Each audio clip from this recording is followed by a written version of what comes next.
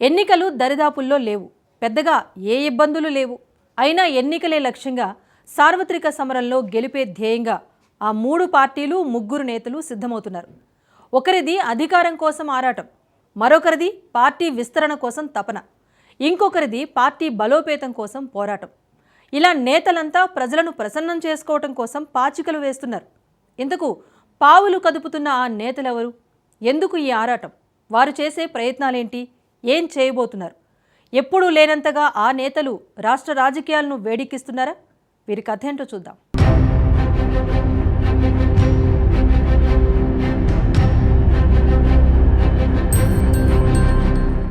ఏపీలో టీడీపీ కూటమి అధికారంలోకి వచ్చి 7 నెలలు అయింది. సార్వత్రిక ఎన్నికలకు ఇంకా చాలా దూరంలో ఉంది. అంతేకాదు, కూటమి చేతిలో అధికారం అక్షరాల 4.5 సంవత్సరాల దాకా ఉంది. కానీ రాష్ట్రంలో చూస్తే ఆ పరిస్థితి అయితే అస్సలు కనిపించడం లేదు. ఎందువల్లంటే అధికారం నుంచి రాజకీయం, అలాగే రాజకీయం నుంచి అధికారం, ఇలా ఈ రెండు విడదీయలేని బంధంగా మారిపోయాయి. కేంద్రంలో చూస్తే మోడీ అధికారంలో ఉంటూనే ఎప్పుడు ఎన్నికల కోసం వివిధ రాష్ట్రాలలో పర్యటనలు చేస్తూ రాజకీయ సభలతో బిజీగా ఉంటారు. దీనివల్ల బీజేపీ క్యాడర్ కూడా నిరంతరం అలర్ట్ అవుతూనే ఉంటుంది. వారిలో ఆ వేడి, కసి రగులుతూ ఉంటాయి. అందుకే వరుస విజయాలు బీజేపీకి దక్కుతున్నాయని రాజకీయ విశ్లేషకుల అంచనా. ఇప్పుడు ఈ సూత్రాన్ని ఏపీ రాజకీయ పార్టీలు కూడా గట్టిగా వంట పట్టించుకునే ప్రయత్నాల్లో ఉన్నట్టు కనిపిస్తోంది.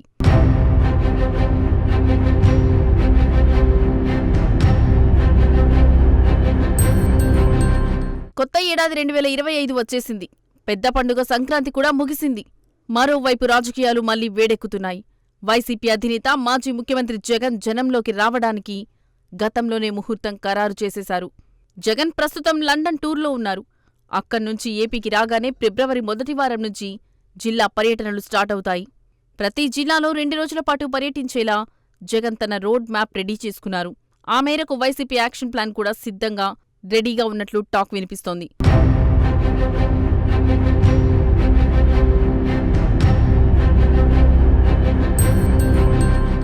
అధికారం కోల్పోయిన జగన్ పూర్వ వైభవం కోసం జనంలోకి వస్తున్న టైంలోనే ఉప ముఖ్యమంత్రి, జనసేన అధినేత పవన్ కళ్యాణ్ కూడా జనంలోకి వెళ్లాలని ఆలోచిస్తున్నట్లు టాక్ వినిపిస్తోంది.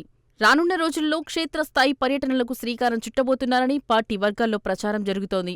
పవన్ తన రాజకీయ జీవితంలో ఇంతకాలం విపక్ష పాత్రనే పోషిస్తూ వచ్చారు. మొదటిసారి అధికారంలో ఉంటూ జనంలోకి రావడమన్నది పవన్కి కొత్త అనుభవం.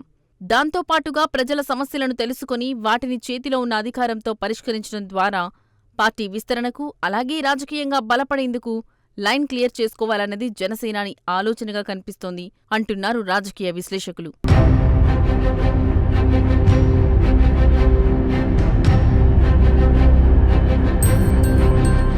కట్ చేస్తే ఇప్పుడు టీడీపీ జాతీయ ప్రధాన కార్యదర్శి నారా లోకేష్ కూడా జనంలోకి రానున్నారని టాక్ వినిపిస్తోంది. పార్టీ పటిష్టత మీద దృష్టి పెట్టేందుకు సిద్ధమైన నారా లోకేష్ వచ్చే ఫిబ్రవరి నుంచి జనంలోకి వెళ్లేందుకు రోడ్ మ్యాప్ రెడీ చేసుకున్నారట.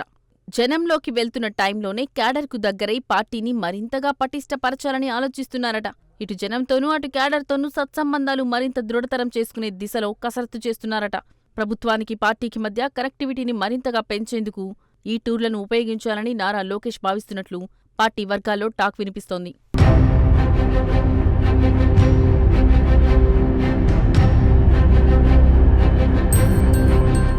ఏపీ రాజకీయాలు చూస్తుంటే హాట్గా మారబోతున్నట్లు కనిపిస్తోంది. మరికొద్ది రోజుల్లో ప్రతిపక్ష నేత, వైసీపీ అధినేత జగన్తో పాటు డిప్యూటీ సీఎం, జనసేనాని పవన్ కళ్యాణ్, మంత్రి నారా లోకేష్, ఈ ముగ్గురు నేతలు జనంలోకి రానున్నారు. కొత్త ఏడాదిలో రాజకీయం వేసవి రాకముందే హీటెక్కించే సూచనలు బలంగా కనిపిస్తున్నాయి.